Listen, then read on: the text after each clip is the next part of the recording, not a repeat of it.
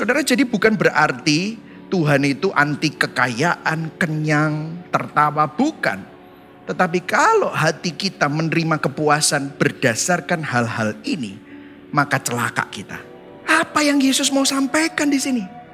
Apakah kita ini disuruh miskin, kita disuruh lapar, disuruh menangis, disuruh hidup dibenci orang, dikucilkan, dicela, ditolak? Apakah Yesus suruh kita hidup seperti itu?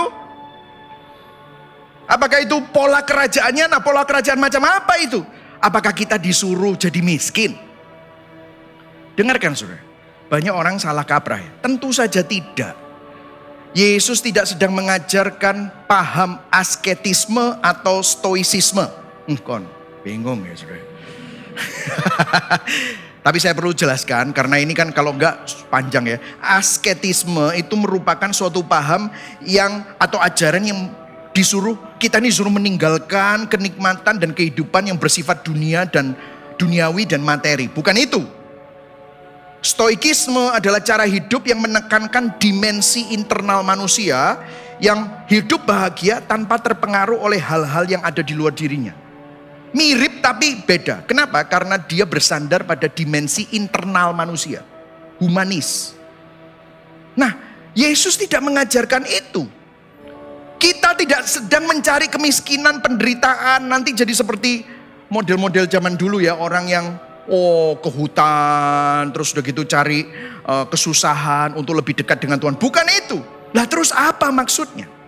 Nah saudara, mungkin untuk menjelaskan saya menemukan sebuah quote dari seorang teolog yang sudah dipanggil Tuhan, seorang yang namanya Dallas Willard.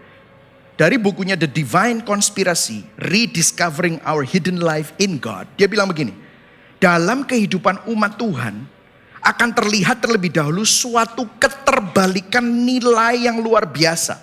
Dia bilang begini, menarik ini, selanjutnya. Mereka umat Tuhan akan menghargai apa yang dunia sebut sebagai hal yang memilukan, menyedihkan.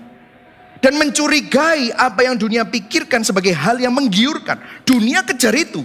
Tapi kalau orang yang berinjil, orang yang ada di dalam Kristus, dia akan curiga dengan apa yang dicari dunia. Tetapi justru menghargai apa yang dunia sebut sebagai hal yang memilukan. Nah, apa maksudnya? Apa yang Dallas Willard katakan bahwa kita tidak mencari penderitaan, kemiskinan, kelaparan, dibenci orang, dikucilkan. Bukan. Bukan cari itu. Tetapi dikatakan we prize. Artinya gini, waktu hal-hal yang tidak enak itu datang, kita menghargainya. Jadi kita tidak mencari penderitaan, kita tidak mencari kemiskinan, atau kita tidak mencari malapetaka, atau masalah dan pergumulan, bukan. Tetapi karena masalah, pergumulan, penderitaan, itu tidak bisa kita hindarkan. Saat hal-hal itu datang, saat hal-hal yang tidak enak itu datang dalam hidup saudara, kita dapat menghargainya.